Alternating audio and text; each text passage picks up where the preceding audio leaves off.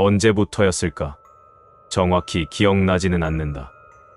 하지만 확실한 건 혼자 방을 쓰기 시작한 어느 순간부터 내 삶에 알 수 없는 공포가 스며들기 시작했다는 것이다.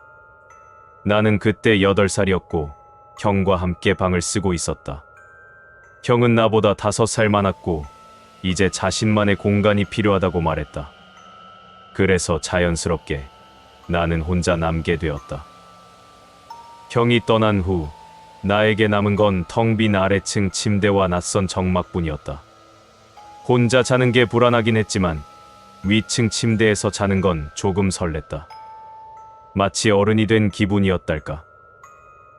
하지만 그 감정은 첫날 밤 완전히 뒤바뀌었다. 침대에 누워 초록색과 파란색 카페 위 장난감들을 바라보다가 어느 순간 설명할 수 없는 불안감이 스멀스멀 올라오기 시작했다. 잠든 지 얼마 지나지 않아 깨어났다. 무언가 아주 미세하지만 분명한 소리가 들려왔다. 아래층 침대 시트가 바스락거리는 소리. 처음엔 반려묘일 거라고 생각했다. 하지만 문은 잠겨 있었다. 그 소리는 내 바로 아래 침대 안에서 나고 있었다. 몸을 살짝 움직이자 그 소리는 갑자기 멈췄다. 숨소리가 멎고 공기가 무겁게 가라앉았다. 그리고 그때 나는 알아챘다. 그 침대 아래에는 무언가가 있었다는 것을. 마치 나를 의식한 듯 그 존재는 침대에서 몸을 뒤척이기 시작했다. 이불이 쓸리고 시트가 흔들리며 그 존재는 자신이 살아있다는 걸 증명하듯 움직였다. 나는 공포에 사로잡혀 비명을 질렀고 다행히 부모님이 달려왔다. 하지만 이상하게도 문이 열리자 모든 흔들림과 소리는 멈췄다. 어머니 품에 안겨 울었지만 그 밤의 일을 말하지 못했다. 아니, 말할 수 없었다. 왠지 그 존재가 내가 입을 열면 해코지를 할 것 같았다.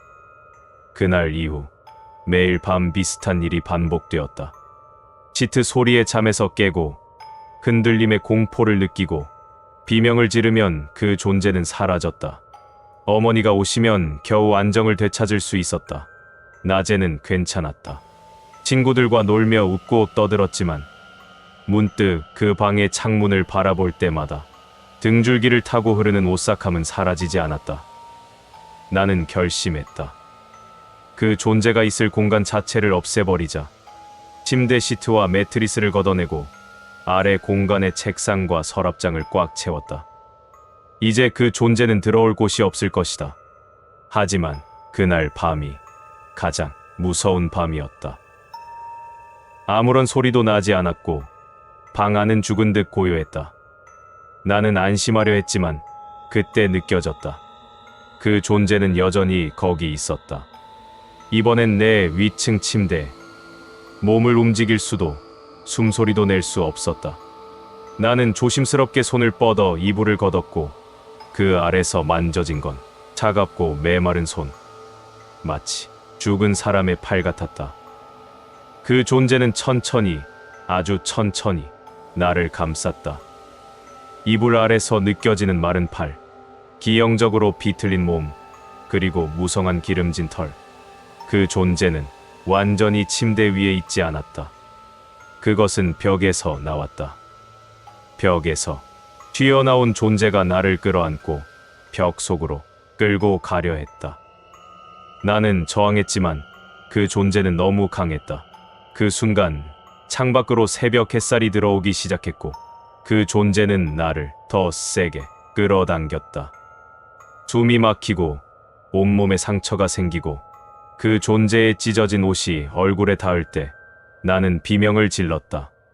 그 비명은 지금도 생생하게 기억난다. 얼마나 절박했던지 나는 그날 기절해버렸다. 아침에 눈을 뜨자 아버지가 아침 식사를 준비하고 계셨다. 난 아무 말도 하지 못한 채 침대를 벽에서 완전히 떼어냈고 가구들을 쌓아놓았다. 그 존재는 더 이상 오지 않았다. 적어도 몇 주 동안은.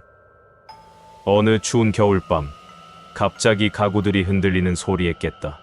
벽 깊은 곳에서 들려오는 쉰 숨소리. 마치 다시 깨어난 그 존재가 언제든 돌아올 수 있다는 듯이 나를 바라보고 있었다. 그 방은 지금도 거기 있다. 그 창문도, 그 벽도, 그 그림자도. 나는 여전히 그 방으로 들어가지 못한다. 그 밤, 그 존재는 정말 거기에 있었다.